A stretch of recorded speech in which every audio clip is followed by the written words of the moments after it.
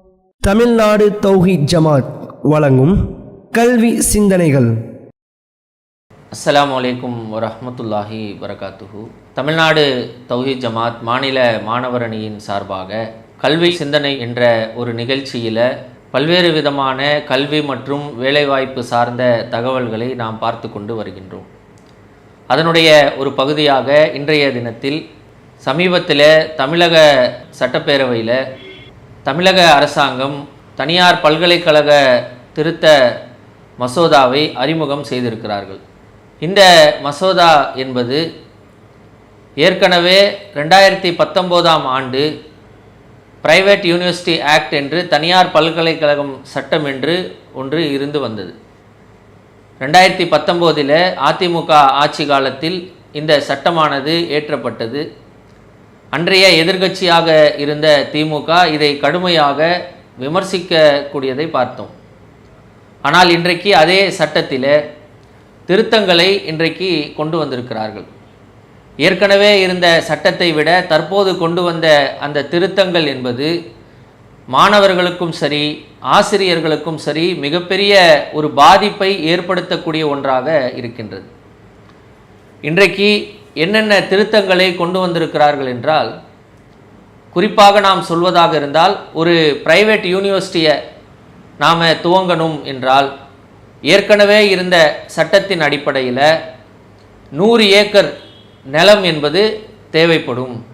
அந்த 100 ஏக்கர் நம்ம இருக்கும்போது தான் ஒரு பிரைவேட் யூனிவர்சிட்டியை என்ன செய்ய முடியும், ஆரம்பிக்க முடியும். ஆனால் இன்றைக்கு இந்த சட்ட திருத்தத்தில் முனிசிபல் கார்ப்பரேஷனாக இருந்தால் 25 ஏக்கர் இருந்தால் போதும். அதே மாதிரி டவுன் பஞ்சாயத்தாக இருந்தால் 35 ஏக்கர்கள் இருந்தால் போதும். மற்ற இடங்களில் 50 ஏக்கர்கள் குறைந்தது இருந்தால் போதும், ஒரு பிரைவேட் யூனிவர்சிட்டியை நீங்கள் ஆரம்பிக்கலாம் என்ற ஒரு திருத்தத்தை கொண்டு வருகிறார்கள். அதே போல் நீங்கள் எடுத்து பார்த்தீங்கன்னு சொன்னால் இன்னொரு திருத்தம் மிக முக்கியமானது.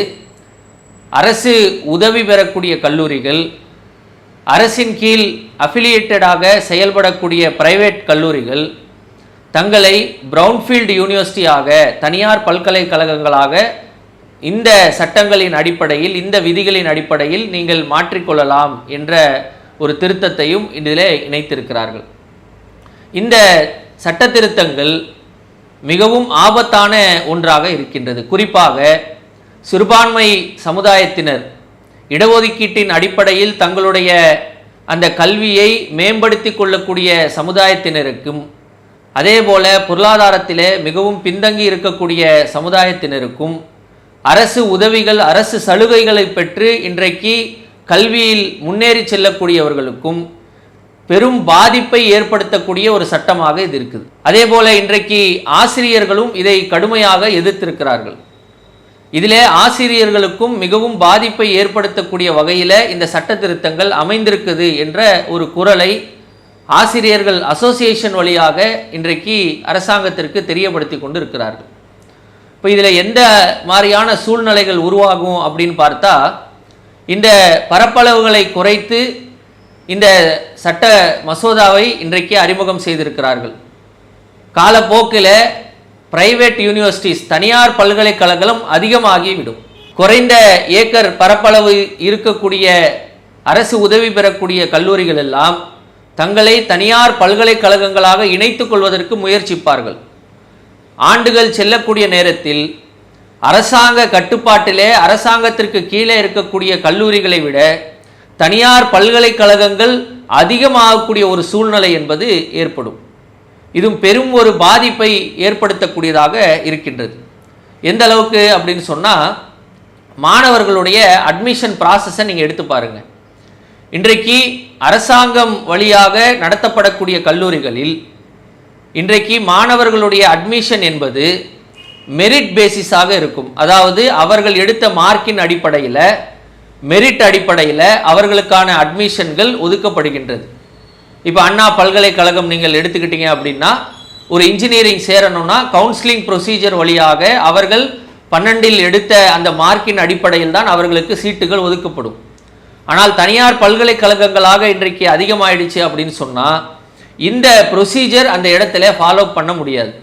அவர்களுக்கென்று ஒரு தனி சட்டத்தை வகுத்து கொண்டு மெரிட் அடிப்படையில் இருந்த அந்த அட்மிஷன் ப்ராசஸ் எல்லாம் பொருளாதார அடிப்படையிலாக மாறிவிடும். இன்றைக்கு நாம் பார்க்கிறோம், பல்வேறு பிரைவேட் யூனிவர்சிட்டிஸ்களில் அரசாங்கம் உதவி பெற்று இருக்கக்கூடிய கல்லூரிகளில் வகுக்கக்கூடிய அந்த ஃபீஸ் ஸ்ட்ரக்சரை விட இன்றைக்கு தனியார் பல்கலைக்கழகங்களுடைய அந்த ஃபீஸ் ஸ்ட்ரக்சர் அதிகமாக இருக்கக்கூடியதை பார்க்கிறோம். இன்றைக்கு அந்த நிலைமைக்கு சென்று கொண்டிருக்க அட்மிஷன் ப்ராசஸாக இருக்கட்டும், ஃபீஸ் ஸ்ட்ரக்சருடைய ப்ராசஸாக இருக்கட்டும், இன்றைக்கு அதில் அதிகமாக சென்று கொண்டு இருக்கிறார்கள். அதே போல் இன்றைக்கு ரிசர்வேஷன் வழியாக படிக்கக்கூடிய மாணவர்கள், பிசிஎம் முஸ்லிம்களுக்கு என்று தமிழகத்தில் 3.5% இடஒதுக்கீட்டு இருக்கின்றது.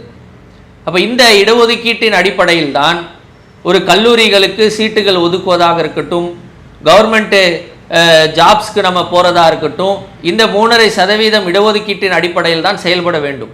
ஏற்கனவே அதே சரியாக நிரப்பப்படுதா என்ற ஒரு கேள்வி இன்றைக்கு மக்களிடத்தில் இருக்குது. நம்முடைய தமிழ்நாடு தௌஹீத் ஜமாத் சார்பாக கூட அரசாங்கத்திற்கு ஒரு வெள்ளை அறிக்கை ரிசர்வேஷன் குறித்து, இடஒதுக்கீடு குறித்து, எத்தனை இடங்கள் இதுவரைக்கும் முஸ்லிம்களுக்கு ஒதுக்கியிருக்கிறார்கள் என்பதையெல்லாம் ஒரு வெள்ளை அறிக்கையாக வெளியிட வேண்டும் என்றெல்லாம் கோரிக்கைகள் வைக்கப்படுது. அப்போ இருக்கிற ஒரு இடஒதுக்கீடே சரியாக கொடுக்கப்படுதா என்பது தெரியல. ஆனால் இன்றைக்கு பிரைவேட் யூனிவர்சிட்டிகளாக மாறிவிட்டது என்று சொன்னால் இந்த இடஒதுக்கீட்டின் அடிப்படையில் சீட்டுகள் நிரப்பப்படுவது என்பது மிகப்பெரிய ஒரு கேள்விக்குறியாக இருக்கும். அந்த அடிப்படையில் சீட்டுகள் நிரப்பப்படாத ஒரு சூழ்நிலை ஏற்படும். யார் பொருளாதாரம் அதிகமாக இருக்குதோ, பொருளாதாரம் அதிகமாக கொடுக்கிறார்களோ அவர்களுக்கு சீட்டுகளை வழங்கக்கூடிய வகையிலான ஒரு பிரைவேட் யூனிவர்சிட்டிகளாக மாறிவிடும். இது மாணவர்களுக்கு மிகவும் பெரிய ஒரு பாதிப்பை ஏற்படும். அதே போல இன்றைக்கு இன்ஃப்ராஸ்ட்ரக்சர் ரிலேட்டடாக பரப்பளவு குறைந்த பிறகு அந்த லேப் ஃபெசிலிட்டிக்காக இருக்கட்டும், விளையாட்டுக்காக ஒதுக்கக்கூடிய அந்த இடங்களாக இருக்கட்டும், கல்லூரியுடைய கட்டட ஸ்ட்ரக்சர்களாக இருக்கட்டும், இதெல்லாம் தானாக என்ன செஞ்சிருவாங்க, அந்த கல்லூரிகள் குறைத்து விடுவார்கள். 100 ஏக்கர் இருக்கிறப்ப ரொம்ப விசாலமான முறையில் மாணவர்கள் சுகாதாரமாக படிக்கக்கூடிய வகையில் அந்த ஏற்பாடுகளை அவர்கள் செய்ய இயலும். ஆனால் 35 ஏக்கர் 25 ஏக்கர் என்று அதை குறைத்த பிறகு இன்றைக்கு கல்லூரிகள் என்ன செய்வார்கள், இந்த தனியார் பல்கலைக்கழகமாக மாற்றப்பட்ட பிறகு ரொம்ப போட்டு மாணவர்கள் என்ன செய்வாங்க, டம்ப் பண்ணுவாங்க. லேப் ஃபெசிலிட்டிஸ் எல்லாம் ரொம்ப கன்ஜஸ்டடான ஒரு இடத்துல, ஒரு குறுகலான ஒரு இடத்துல வைக்கக்கூடியதாக இருக்கும். விளையாட்டிற்கென்று ஒதுக்கக்கூடிய அந்த இடங்கள் எல்லாம் ரொம்ப குறுகிய ஒரு இடமாக மாறிவிடும். இது மாணவர்களுக்கு தங்களுடைய எக்ஸ்ட்ரா கரிக்குலர் ஆக்டிவிட்டீஸ், தங்களுடைய அந்த மென்திறனை வளர்த்து கொள்வதற்கும் திறனை மேம்படுத்துவதற்கும் மிகப்பெரிய ஒரு பாதிப்பை ஏற்படுத்தக்கூடியதாக இருக்குது. அப்போ மாணவர்களுக்கு மட்டுமல்ல, இதே போல ஆசிரியர்களுக்கும் நீங்கள் எடுத்து பாருங்க.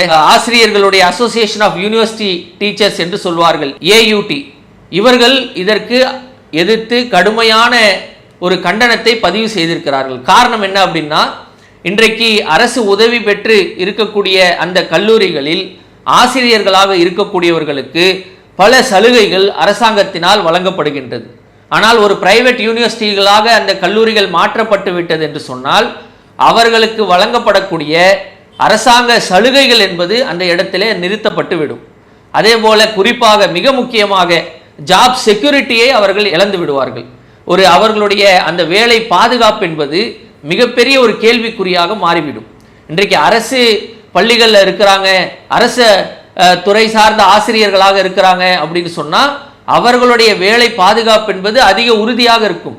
ஆனால் தனியார் பல்கலைக்கழகங்களாக இருக்கும்போது ஒரு கார்ப்பரேட் ஸ்டைலில் என்ன செய்வாங்க, அவர்கள் சரியாக செயல்படலை, சரியான முறையில் பயணிக்கலை அப்படின்னு சொன்னால் உடனடியாக வேலையில் இருந்து நீக்கக்கூடிய வகையிலான ஒரு சூழ்நிலைகள் ஏற்படும் என்ற ஒரு அச்சத்தை ஆசிரியர்கள் தற்போது தெரியப்படுத்தி கொண்டு இருக்கிறார்கள்.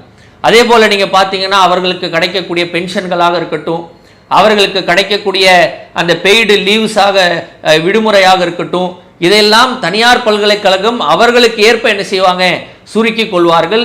அரசாங்கம் வகுக்கக்கூடிய எந்த ஒரு சலுகைகளும் அவர்களுக்கு சென்றடையாத ஒரு சூழ்நிலைகள் என்பது ஏற்படும். அப்போ ஒரு பக்கம் மாணவர்களுக்கும் இது பாதிப்பு இருக்குது, இன்னொரு பக்கம் அங்கே பாடம் எடுக்கக்கூடிய ஆசிரியர்களுக்கும் இது மிகப்பெரிய ஒரு பாதிப்பை ஏற்படுது. காலப்போக்கில் கல்வி என்பது எட்டாக்கனியாக பொருளாதாரம் இருக்கக்கூடியவர்கள் மட்டும் படிக்கக்கூடிய ஒன்றாக மாறிவிடுமோ என்ற அச்சம் இன்றைக்கு நடுநிலையாக இருக்கக்கூடிய ஒவ்வொருத்தரும் இது குறித்து கண்டனத்தை தெரியப்படுத்தி கொண்டு இருக்கிறார்கள். அண்மையில் நிறைவேற்றப்பட்ட அறிமுகப்படுத்தப்பட்ட சட்டமன்றத்தில் கூட எதிர்கட்சி அதிமுகவாக இருக்கட்டும், அதே போல திமுகவினுடைய கூட்டணி கட்சிகள் சிபிஐயா இருக்கட்டும், சிபிஎம்மா இருக்கட்டும், விடுதலை சிறுத்தைகள் கட்சியாக இருக்கட்டும், இதுபோல பல்வேறு கட்சிகளும் இந்த சட்ட திருத்த மசோதாக்கு எதிராக தங்களுடைய கருத்துக்களை பதிவு செய்திருக்கிறார்கள். ஆகவே நம்ம தமிழக அரசாங்கம் இதை உடனடியாக கவனத்தில் கொள்ள வேண்டும். அதிகமான டாஸ்மார்க்குகள் இன்றைக்கு தமிழகத்தில் இருக்கு. அந்த டாஸ்மார்க்குகளை அரசாங்கம் எடுத்து என்ன செய்யறாங்க, நடத்துறாங்க. ஆனால் மாணவர்களுக்கு கல்வியை கொடுக்கக்கூடிய கல்லூரிகளை பிரைவேட்டைசேஷன் பண்ணக்கூடிய வகையில் தனியார் பல்கலைக்கழகங்களாக மாற்றுவது என்பது மிகப்பெரிய ஒரு அச்சத்தை ஏற்படுத்தக்கூடிய ஒரு நிகழ்வாக இருக்கின்றது. ஆகவே தமிழக அரசாங்கம் இதை உடனடியாக கவனத்திலே கொண்டு இதுக்கு ஏற்படக்கூடிய பல்வேறு பாதிப்புகளை கருத்திலே கொண்டு இந்த சட்ட திருத்தத்தை நடைமுறைப்படுத்த கூடாது என்ற ஒரு கோரிக்கை பரவலாக நிலவி வருகின்றது. அதை அரசாங்கம் கருத்திலே கொண்டு இதை உடனடியாக தமிழக அரசாங்கம் கைவிட வேண்டும் என்ற ஒரு கோரிக்கையும் இந்த நேரத்தில் வைத்து இந்த உரையை நிறைவு செய்கிறேன். அஸ்ஸலாமு அலைக்கும் வரஹ்மத்துல்லாஹி வரகாத்துஹு.